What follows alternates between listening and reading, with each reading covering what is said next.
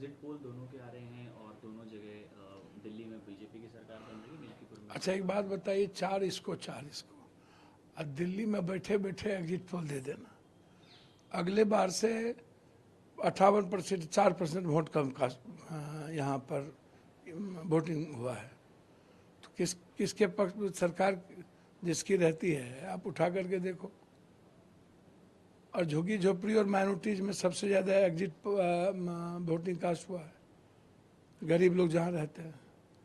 BJP अपने मन से हवा पानी बनाते रहे, तो हवा पानी बना करके ही, गलत करके ही तो सत्ता में आती है। इसका दूसरा धंधा कहाँ है? सत्ता में आने का कोई कारण है नहीं। और अरविंद केजरीवाल का जो लगातार भ्रष्टाचार, जमना, झूठ पर झूठ, झूठ पर झूठ, इससे बीजेपी को थोड़ा बेनिफिट मिल जाएगा। कांग्रेस, हम लोग यदि आज यही 6 महीना पहले से लड़े होते तो हमारी सत्ता होती, हम सत्ता में होते।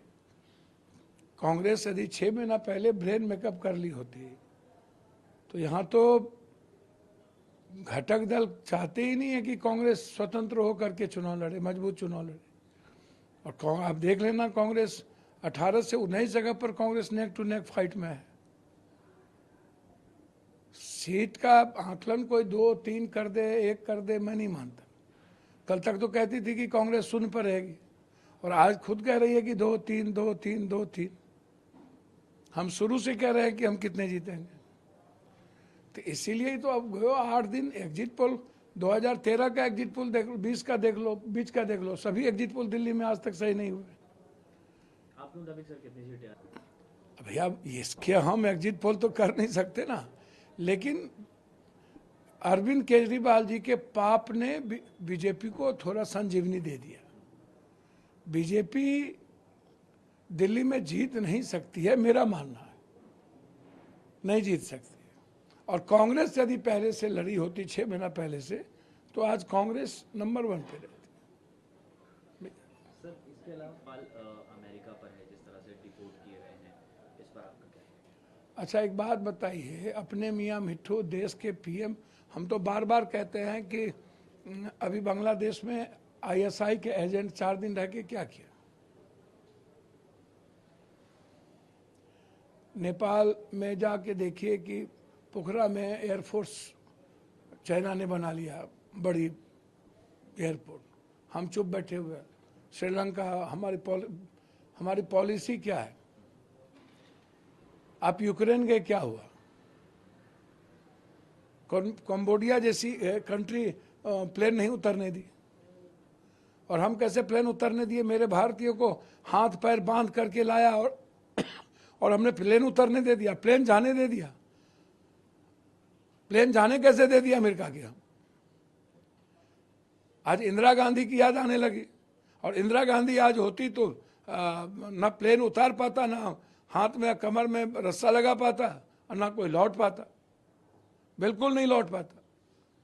तो इस चीज से पता चलता है कि इनको डुबकी लगाने से फुर्सत होगा नदी में तब ना। इनको तो सिर्फ हिंदू हिंदू करना है, दूसरा कोई धंधा, देश की इकोनॉमी भाड़ में जाए, देश का रिस्पेक्ट घट जाए, सम्मान बिक जाए, देश कमजोर हो जाए, इससे कोई मतलब नहीं। इनको बस हिंदू हिंदू हिंदू हिंदू करना है। सारे विदेश नीति इनकी फेल्योर। अमेरिका जबरदस्ती ये जाते थे,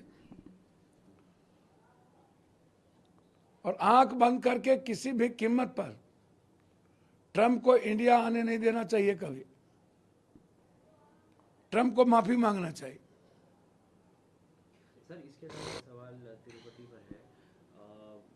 ओवैसी साहब भी ये एलिगेशन लगा रहे हैं कि चंद्रबाबू नायडू की सरकार गैर हिंदुओं के साथ इस तरह से कर रही है। देखिए, चंदा बाबू नायडू जी के बारे में मैं इतने कुछ नहीं जानता हूँ। मैं इतने जानता हूँ कि वो सेकुलर आदमी हैं, वो नॉन सेकुलर नहीं हैं।